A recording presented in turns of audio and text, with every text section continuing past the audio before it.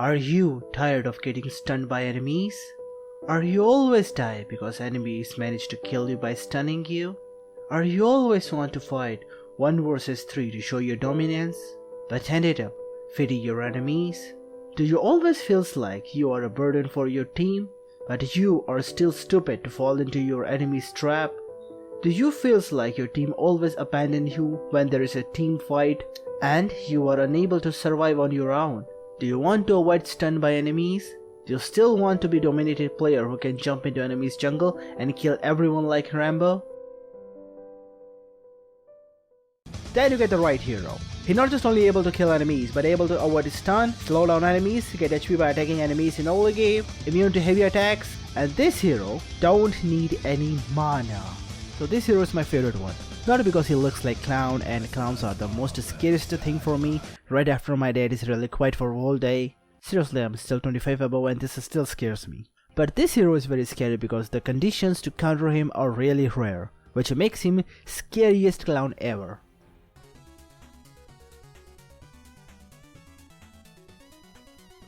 Morio's basic attack and skills are generating heat, and every point you get will increase your damage by 0.5%. And when your hit reach 100 points, here a situation will go hard. Not as your, you know what I mean, but hard for enemies indeed. This carnage will last 6 seconds as your excitement, you know what I mean. And if you stop attacking enemies, you start losing heat. As the law of thermodynamics says, heat always move to high temperature to low temperature. And this starts when you don't attack anyone, literally anyone, for 4 seconds. You lose 5 hit points per second.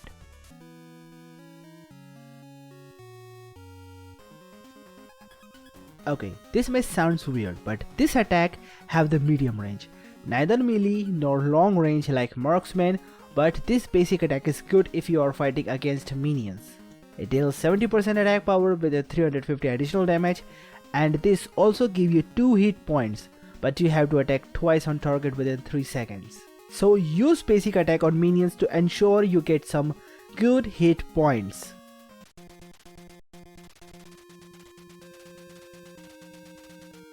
This is your only skill that will decide you'll either kill enemies or they will kill you. This skill will keep attacking anyone who is getting in range of the attack, and while using this you are immune to almost anything, literally anything. So this skill makes a huge role when you are in battle. But one more thing comes up with this skill, you can't fight much as you wish. There is a cooldown, and even though if you mistakenly hit the skill may be used for fraction of seconds, it will cost you another cooldown. Pretty unfair. Like getting boards like teammate who prefer farming over defending towers. This skill will slow you down for almost 25%, but this skill deals with your 30% attack power every 0.25 seconds. Which means almost 120% attack power per second. And when you use during the carnage, you can deal damage by ignoring the armor.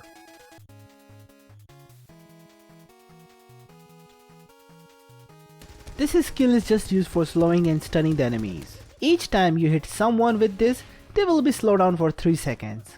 But if you are using Carnage, they will be stunned for 1 second.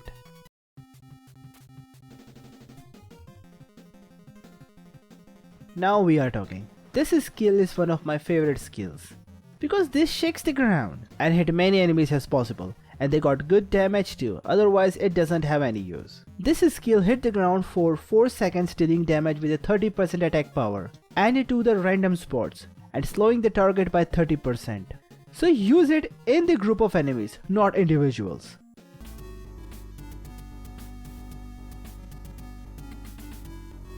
Okay, before we jump into the build, I want to talk about some cards. What each exclusive card is capable to do. So whenever we are jumping into the gameplay, we know what we have to pick first. Here we are picking 3 exclusive cards of Morio, and each of them have different passives. Living Barrel will give you HP regen every time if you hit enemies with your spray and pray. All Out will ensure that you will deal critical damage with your spray and pray, which means you are capable to deal massive damage without much efforts. Perfect Shooting will deal damage to enemies who are behind a target. With that, you can easily take out the many enemies and minions as possible. Now let's talk about the cards we are using in the build. So Frosty Bite and Multi-Dimension Energy as expected are here. Pick an issue you prefer, cause I don't know what you prefer. With Occult Science we get more HP regen every time we hit enemies, and they got no chance to save themselves. And for last, pick anything you prefer. I prefer Royal Emblem, cause I like it.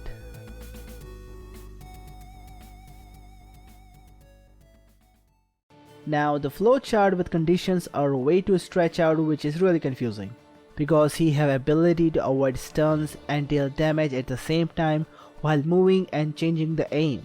So I better suggest you to ensure you only fight one weak enemy at one time in early game. And also make sure the enemy is not wise enough to understand that stun is useless while performing spray and pray. It doesn't matter that which lane you are on. Just ensure that you are fighting against someone who is unable to deal more damage to you in compared to damage you can deal to them. So pick any lane you prefer, but in my personal opinion I prefer top lane. Because if you are solo on top lane and others are getting covered the other lanes, you can just easily kill minions faster than your enemies.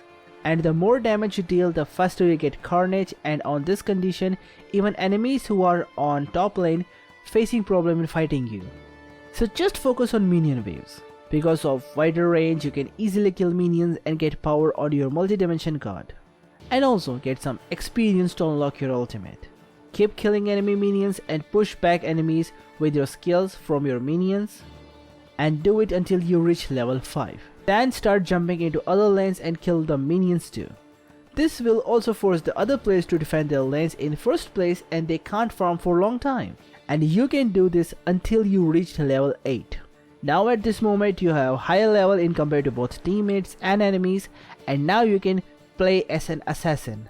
Just target anyone who is returning from battleground, so trace your teammates where fight could take place and do as shown. Ultimate will ensure they can't walk much far while getting constant hit and the slowdown effect. Then jump in with your first skill and start shooting. There are chances heavy attacks like this could take out at least 2 enemies out of 5 in 5v5 conflict. And once you get lead on any lane, just push that lane with your teammates. Or you even solo is capable to do this. Just ensure mages don't target you from behind or enemies come with a huge reinforcement. You have to reach almost level 13 to fight against a large numbers of enemies, so there are chances that the game will end up before you get to the level 13, but in case if you are still able to reach level 13, this card will ensure that your first skill will penetrate and hit the other enemies too, which means the both enemy minion waves and the enemies can be targeted at the same time. Now the cards like Multi-Dimension Energy, Living Battle, Frosty Bite, All Out, Occult Science and Perfect Shooting will easily ensure your victory for the game. So try to look for enemies who can deal massive damage but stay on low HP. And take them out with your spray and pray. And ensure that they won't be able to run away to safe point where reinforcement will help them. In case if they flee away, just wait for who will come with them, or just look for another prey near you. Not far. Try to ensure almost 3 enemies are dead before you launch full scale assault on their base. And in case if anyone survived and come with a huge enforcement, just do your thing. You may die, but those 2 cards will regen your HP. So don't be afraid, you got your team support. They will give you back cover, or will they? Who knows? So just focus on killing many enemies as possible. Even tanks will face trouble in countering you. So just wait until every skill they have is about to get wasted on you, and then you can be someone who will show the cards later.